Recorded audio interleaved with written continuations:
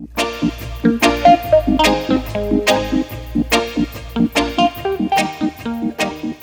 my name is Jerome. I run the Lord Echotone Sound System in France. We are based in Lyon, and I'm fond of Jamaican music since quite a long time.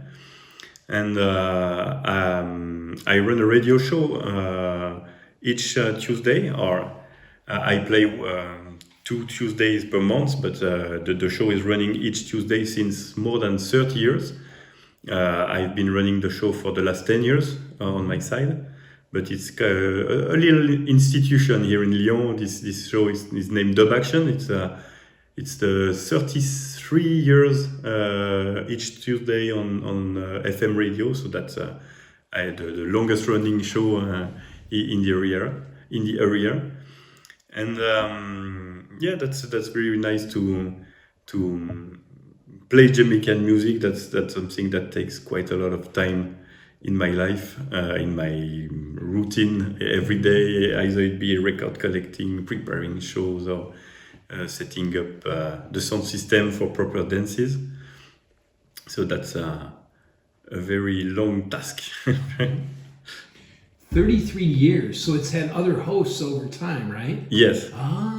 So what's the basic history on the hosts of Dub Action?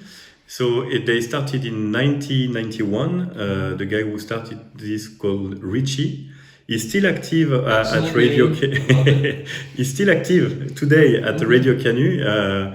His show. He has a show that is named Club Oldies but Goodies, and he plays mostly, let's say, 60s or 50s music from Jamaica. Wow.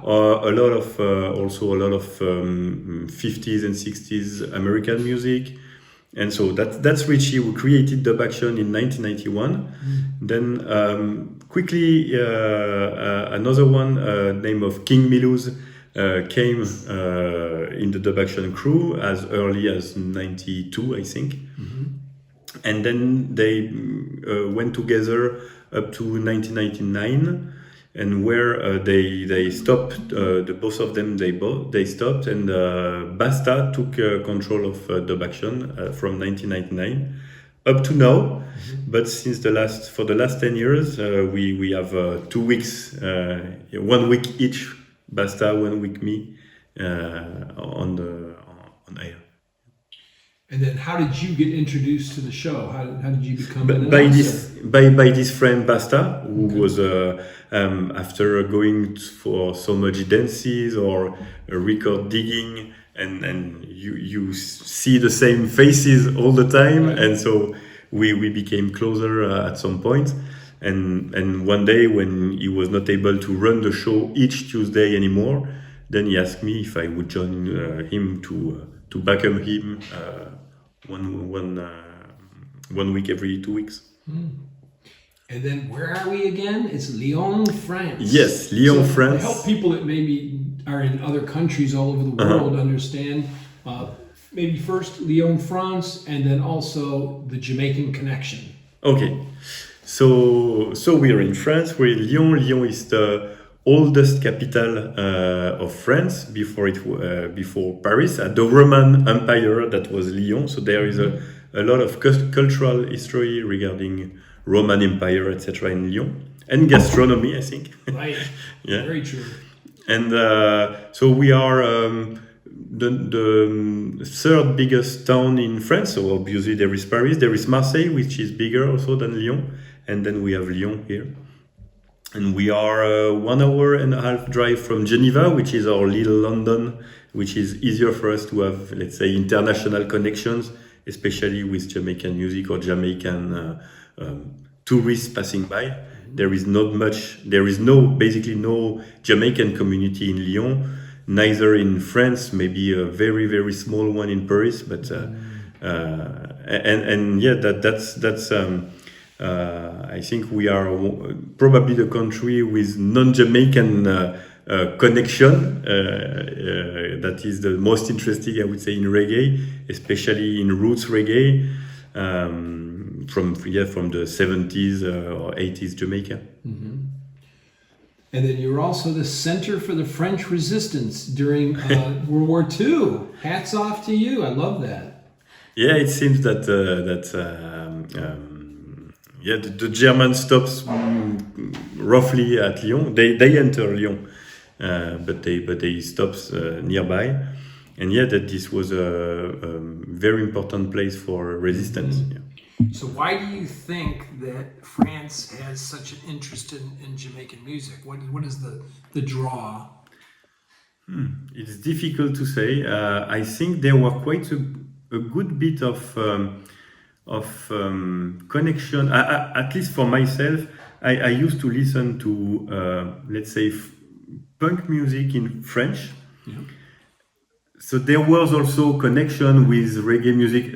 It was less obvious, yes, probably less obvious than in UK, but still there is some kind of easier connection to reggae music. So I listened to a lot of reggae music in French first, which is the kind of stuff that I don't listen to anymore, or roughly almost never. But that's how I came to the Jamaican rhythms, etc., and then that wanted to dig even more into Jamaican music. And also something that was really pivotal, I think, for a lot of French, or especially the ones that are into roots music, but that's the existence of Natty Dread magazine from Thibaut, because from the early 2000s, he started as a fanzine in black and white. And then quite quick after, it became a full color magazine each month for more than 10 years. Do you have the original black and white fanzines? Yes, maybe not the very first one, but almost yes. Yeah. Yeah, it was Thibaut's magazines. Are they available now in the magazine format? No. Okay. No. And then he has also expanded to books. So how many books does he have? What's the nature of his books? What's the availability, if you know? I think they are almost all available. Yes, Thibaut, so he did a lot of things regarding reggae music. He wrote a book about King Tubby, about gangs in Jamaica. It was a translation of a journalist, a woman journalist who used to be in the crack house in New York in the 80s. I don't remember. Lori Dunst? That's so he translates books. Oh, very good, excellent. In French. I didn't know that. Okay. He also wrote a very, very good book about reggae and politics, with all the politics events of Siaga, Manley, and their translation into music, the bandwagon, etc. There's a very interesting book about all those politics connection with Wailers, Max Romero, etc. Yeah, bandwagon being PNP bandwagon. Yeah, exactly. Yeah. Right. Okay. And that's very impressive work. He do also some works regarding history books about piratry in Jamaica in the Henry Morgan days. Yeah, exactly. Yeah. Interesting. And then also map making. Did you say map Yeah. making already? Yeah. Cartography. Yeah, I think he likes cartography. So he collected in a book a lot of very old Jamaican maps, sometimes with not very precise shapes, because it was done before we have equipment good enough to do precise measurements. Okay, the one you showed me today had one from 1547, I believe it was. 92, I think, from memory. Something like that. Yeah, okay, very good. And then the two that might be available would be the King Tubby book. Yeah. And then also the review, where he has the larger version of Dread. Yeah, because you see all the magazines, yes. So they are all written in French. But yes, I think in the last years he did collect kind of best of, and translated it to English. Yeah, so there is this bigger one, which is basically a condensed version of Natty Dread magazine. So then, going to Echotone Sound System, who's behind Echotone Sound System? Yourself, Jerome? Do you go by, is it Zonard? Is that? Yeah. Oh, that's the name? Yeah. What does Zonard mean? Zonard mean the guy who stay in the zone, so the guy who skylarking or Hitler's Rest. I don't know if it's the correct Rest, yeah. Idler's Rest, yeah. So the guy who is hanging out. yeah, and waiting for. Is that a French term, Zonard? Yeah, it's a slang. It's mostly to define people who living in suburbs. Oh. I'm not sure I have an English word for that, but yeah. Okay. So that was during my teenage years, and it does anyone kept else like select this. with you? Does anyone else select with you? Who's that? Yeah, there is Yodla, so Lionel, which is a friend from more than 20 years, and so as every time we do selection for Echotone with Echotone, he's here. And since 4 years, we now have a sound system. And physical sound system. Yeah, exactly, a physical sound and system. How did you acquire the sound system? What's the setup? The setup is 4 bass scoop and the classical tower of 4. Yeah, and we have in the crew, so since this time, Damien with comment on dit ça? Stepbrother, my stepbrother. Okay, that's it. Yeah. So it's Damien, your stepbrother, yourself. Yes. And you have another person? And Yodel. And Yodeler. Yeah, exactly. Okay, yeah. good. Yeah, exactly. And then, what type of music would people hear from Echotone? Almost all Jamaican connected music from the 1950s to today and tomorrow, but obviously a very good part of 60s, 70s and early 80s Jamaican tunes, so let's say pre-digital, even if we play a lot of digital and also UK dubs, etc. But our heartbeat is in let's say early 70s Kingston, Jamaica. Yeah, that's here. And then if you play something from the 1950s, what track would you play? Probably not Jamaican music because there is not so much, but that could be a tribute for R&B tunes from America, Nat King Cole or things like this. Then tell me about the Wailers' Glenn Miller tune that you played for me earlier. Yeah, that's amazing. I didn't know this. So tell the story. So that's a project that I did because at the time it was, I think, on Blood and Fire forum on the internet in the early days of Blood and Fire forum, early 2000s. And there was someone who said that Bob Marley's Kaya was in fact based on a Glenn Miller tune. So new information for me, and then I think someone mentioned the tune. It's named Tuxedo Junction. And so I eventually came out to find digital, to download a digital copy of it. And effectively, that's the melody of Kaya. And for quite some time, I said it would be interesting to put Bob Marley a cappella over this original tunes. And so the good thing is that the Kaya original is recorded or released in split stereo, so you can isolate vocals from the instrumental. So that's what I did, basically. Isolate this vocal channel, cut the bass, and paste it over Glenn Miller original. So the Glenn Miller original came out as a 68 RPM shellac disc, and I think it's recorded in 1930. So that's the fun of it, to blend Bob Marley as he was recording in 1930s. And it's very crisp and sounds excellent, very nice. How many copies did you press of that? I did 500. And you said you sold them all. Yeah, right away. Yeah, in 2 weeks. Yeah. Wow.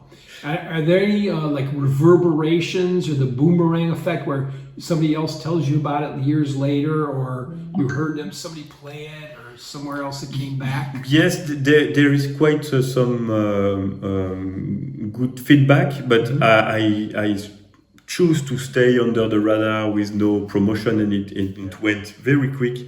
in fact.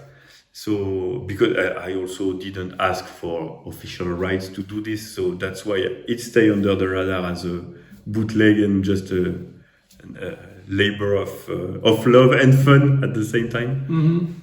But that was not intended to be something bigger than that. Lord Echotone.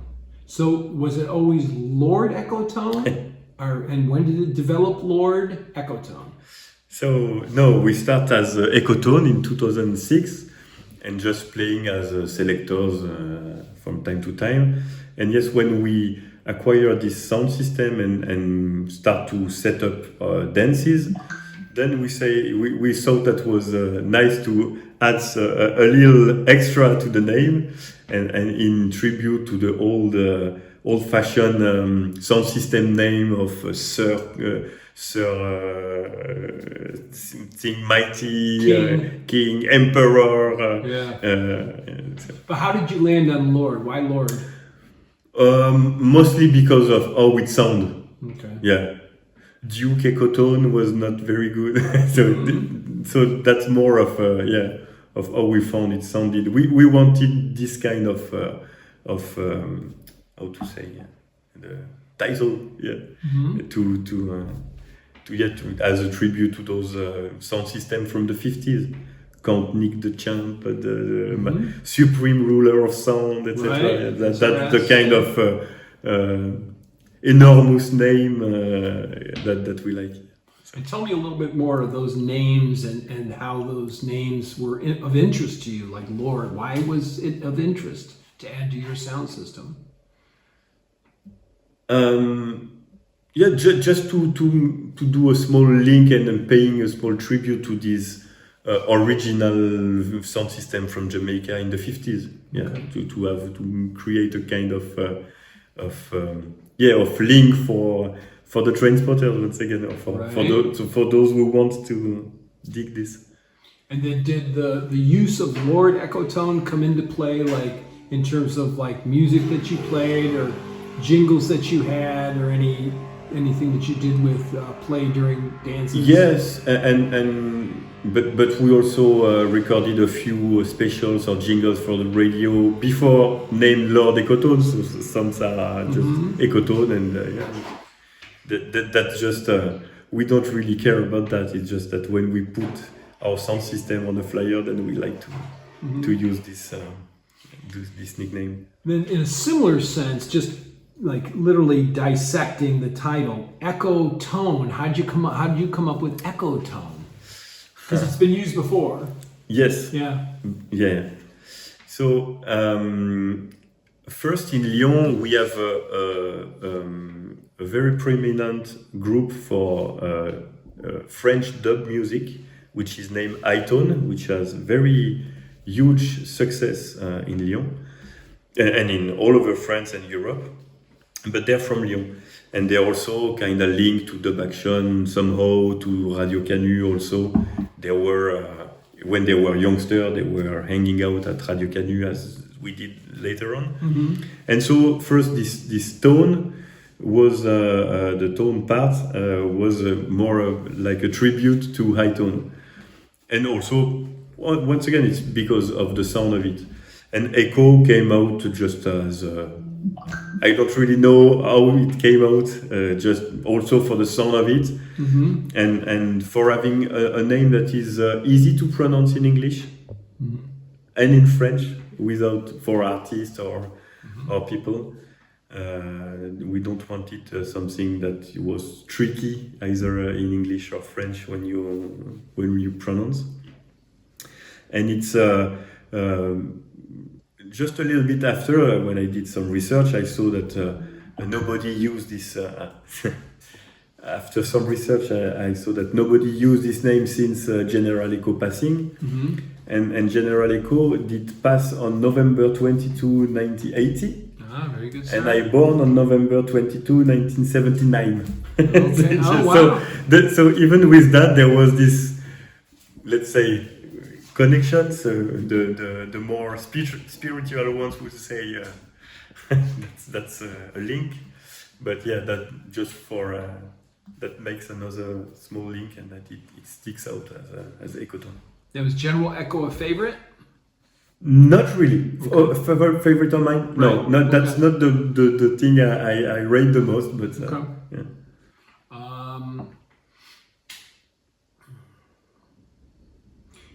And then what is the interest? Would you say King Tubby is an area of great interest for you?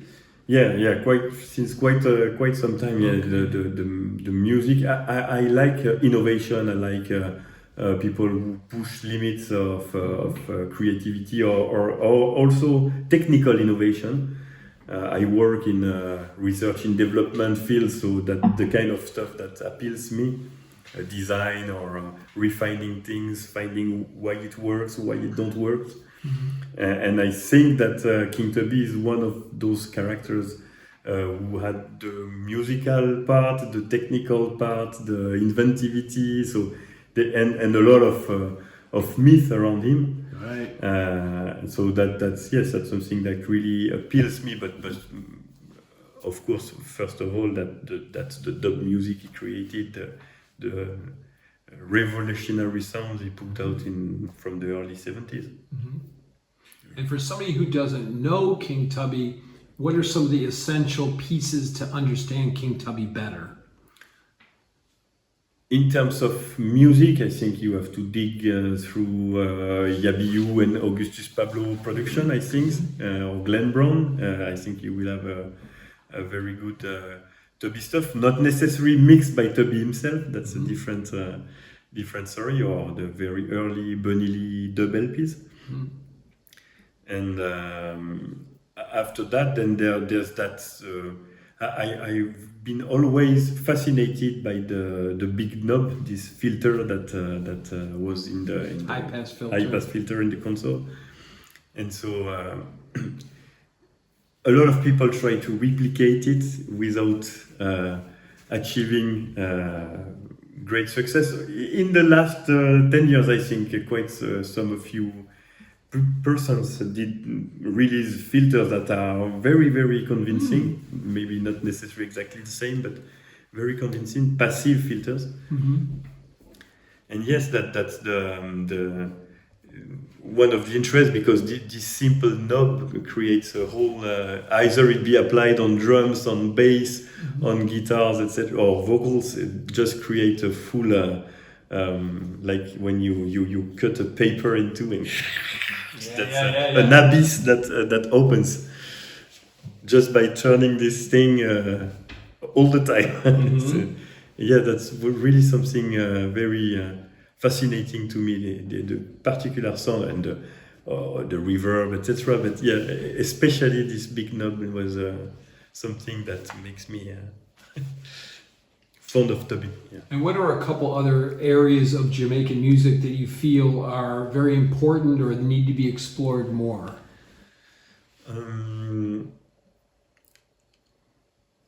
I think I would say my it's very precise, but I think my favorite part to investigate in Jamaica is let's say 1972 to 1975, and why is that? It's because I think in 72 reggae is quite mature.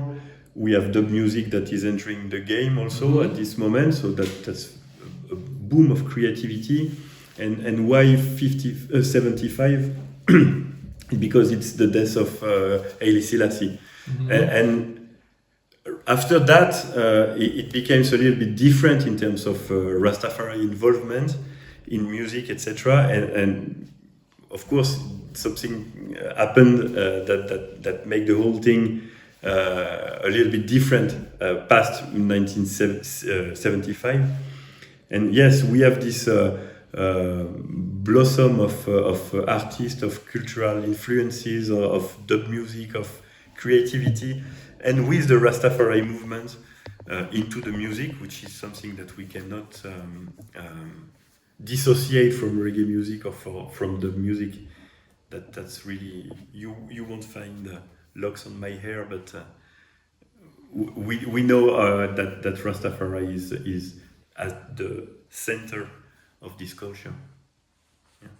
for some of the genres of Jamaican music and like steppers music and drum and bass music, you really get away from Rastafari. Yeah. Like what should be done, what could be done to kind of reintegrate that into the music, because it always has been a part of Jamaican music, you know? It's difficult to say what can be done, but at least what we do, for example, is that we don't hesitate to play early 70s Rastafari roots tune at 3 o'clock in the morning, when people expect the big stepper bass one. So in between, then we can drop an early Augustus Pablo, just to remind everyone where's the foundation. I think it's important. The roots and culture is really important. And you remember what track you were playing when you picked me up today? It was Ross Michael, was it? Yeah, Good People. That was good. Yeah. Yes. Yeah. Nice one. Nice selection for the car ride over. Final words, final thoughts. And that's really good to have the opportunity to share a little bit with you, and I really appreciate that. And so you're welcome to Lord Echotone Dances, and sooner or later you can listen to the radio show or link us.